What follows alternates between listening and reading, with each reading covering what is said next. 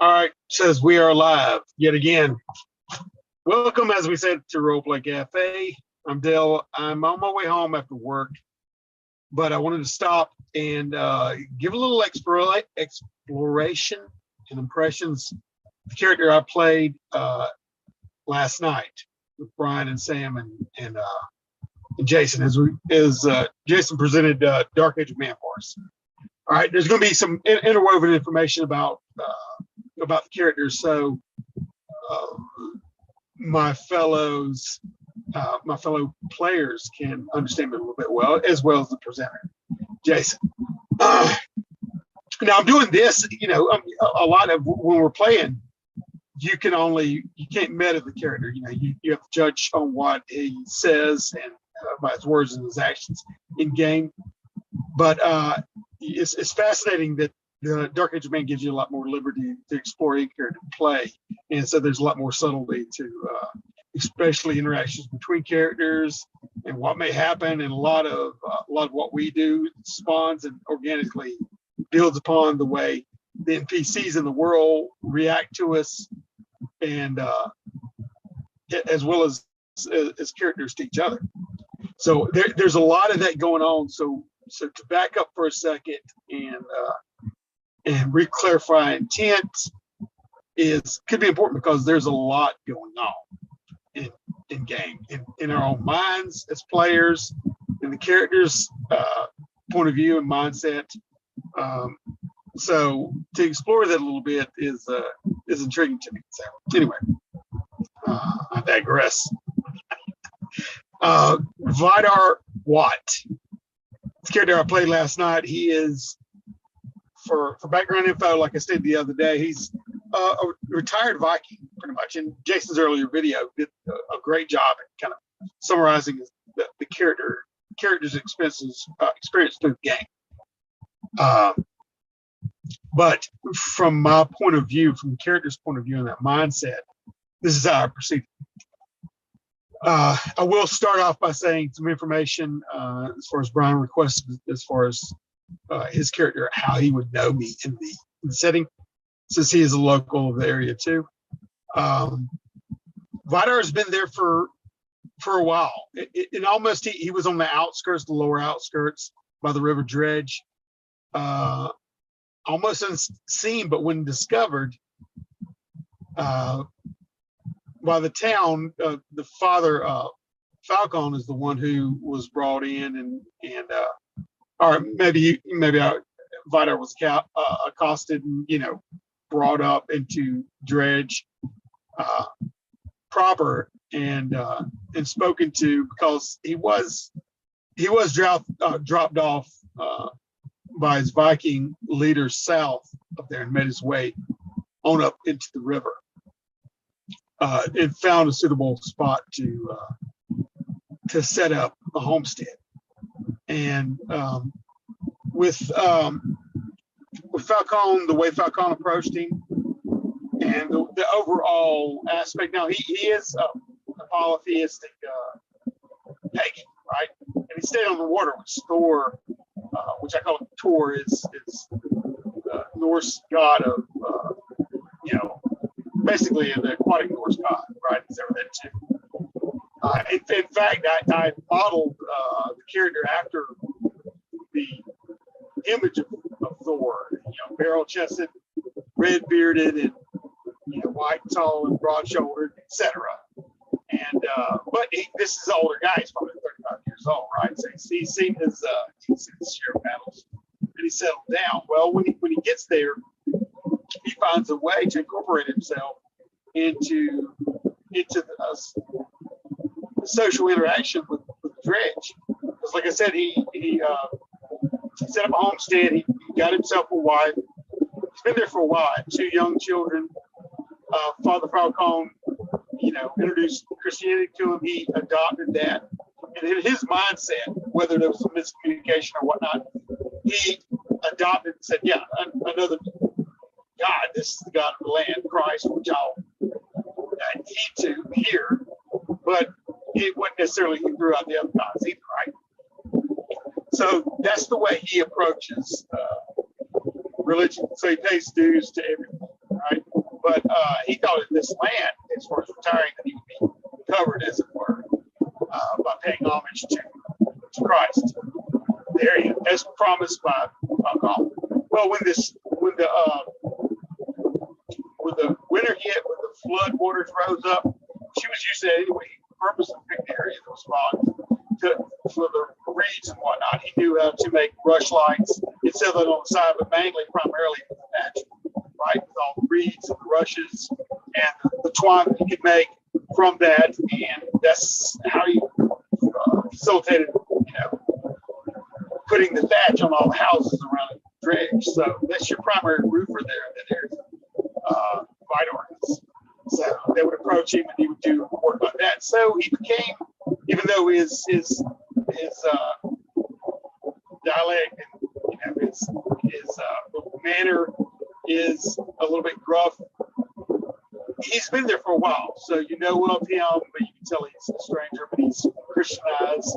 So they're, it's not out of you would have seen him in the woods, Brian, specifically as far as running the hounds and coming in contact with me whenever you headed in that direction. Probably not too thick because I was in an area where it was more marsh. But even Dredgewater itself is nothing but a marsh pit, right? Especially with the high water. So that's what I do.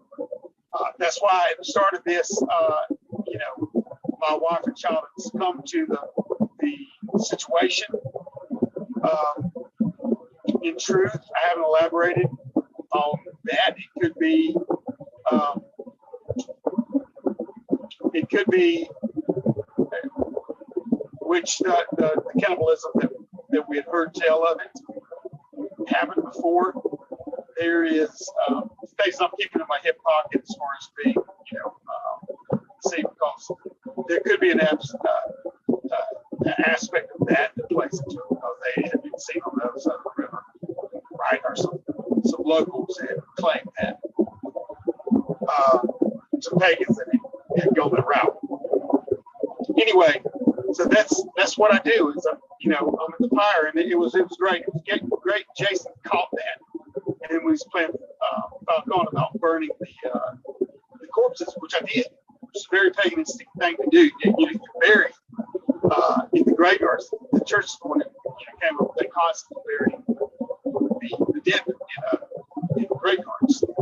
So barnyards, what have you. So when I did that, I'm glad Jason picked up on that, and it was later used against me to, as pointing out for Jason to point out that you buried it.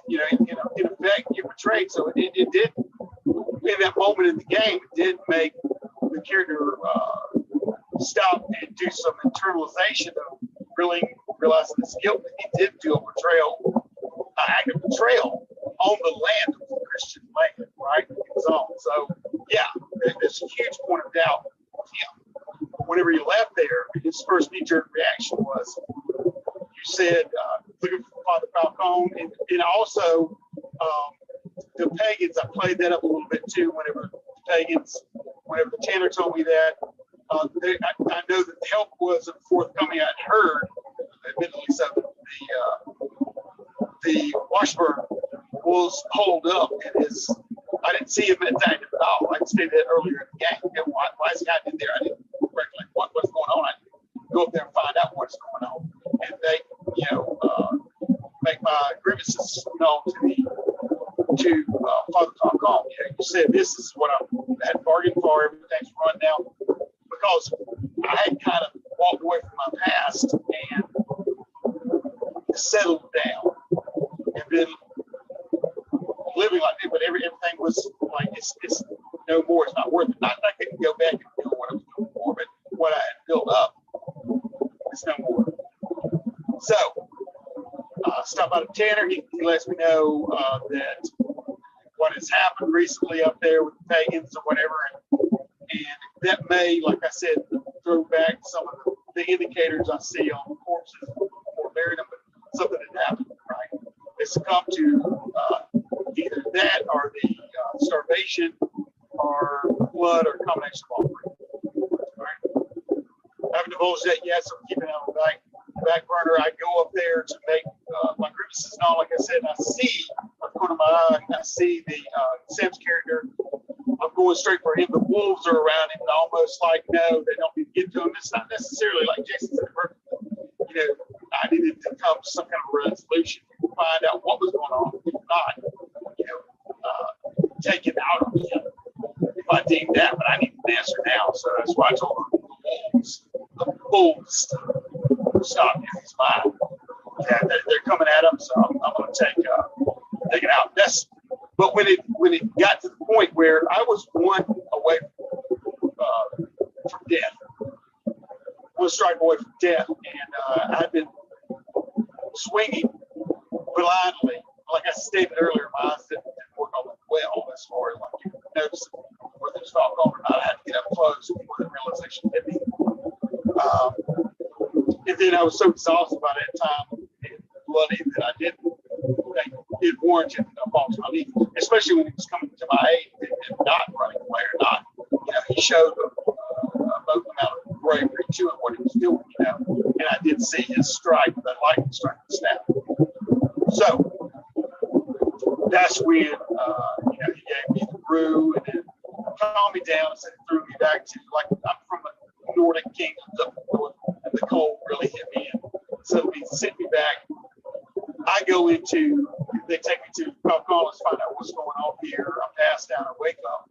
And then Jason Lee, you know, leads me through that, makes me do some self-evaluation as a character. And maybe it was me, you know, and this the pagan blight is on the landing. And it was because either, you know, combination of things. I haven't truly dedicated myself to one God. A real realization came along. So I got to have, you know, I'm now like either it's one God or not. Well, it falls into, as far as my character, it falls into like signposts pointing me to the way. That's when I stand up and have that recollection from what Brian's character said, that he would meet me in the tavern, you know, and whatever. And I thought, that's Washburn's man.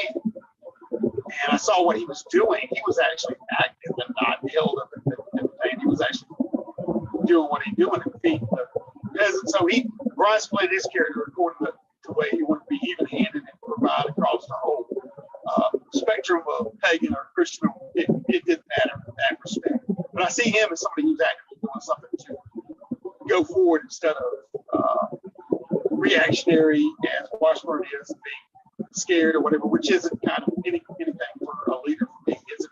It'd be speaking of what I was used to being like, right? So it isn't a strong leader. So that's what I was going to talk to Washburn about. But that's why I said I sneered as I see the villagers and you know the mob, so to speak, that was out after the pagans. Well, Falcone didn't convince me of that. So I'm looking at that and then I put two and two together because I was going to the Black King Pen to find him. And I'm like, no, you know who would do this?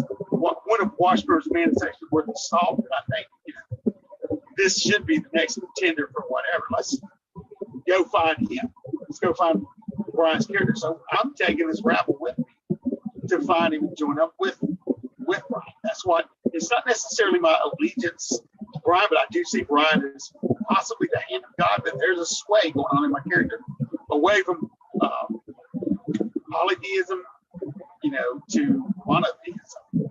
I've realized the error of my ways, and it only makes sense inside the context of what I'm doing as a character. So I see him doing that, but it's going to be really interesting from my character's point of view. However, it evolves with my character and Brian's character, South.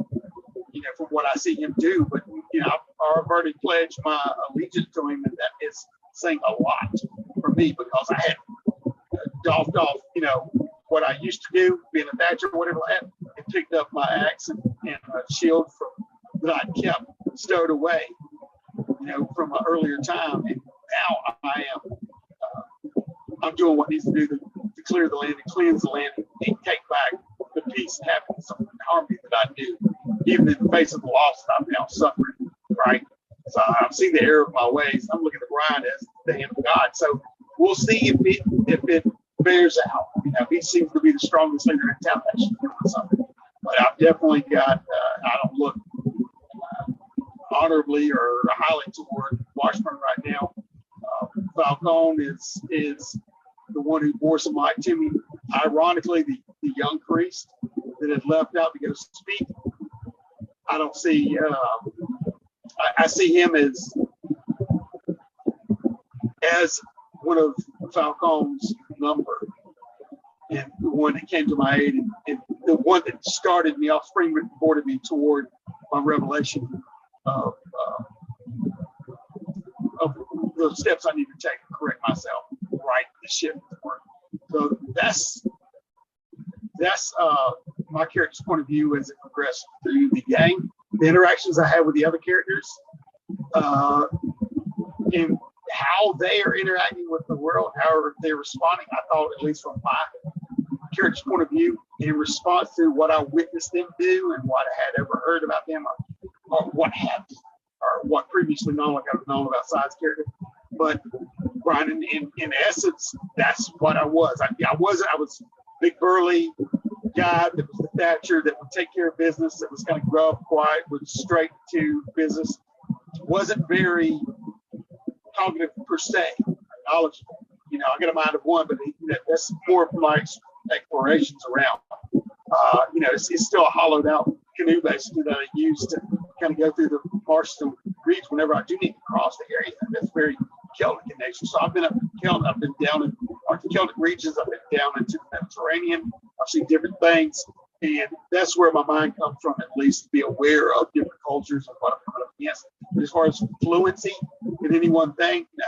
Well, there could be a recollection of various cultures. So if I see something, some say, because I've come across different things, I may not know where it is or where I was exactly at any point in time, but he's not on that aspect. So, but he's a man of business and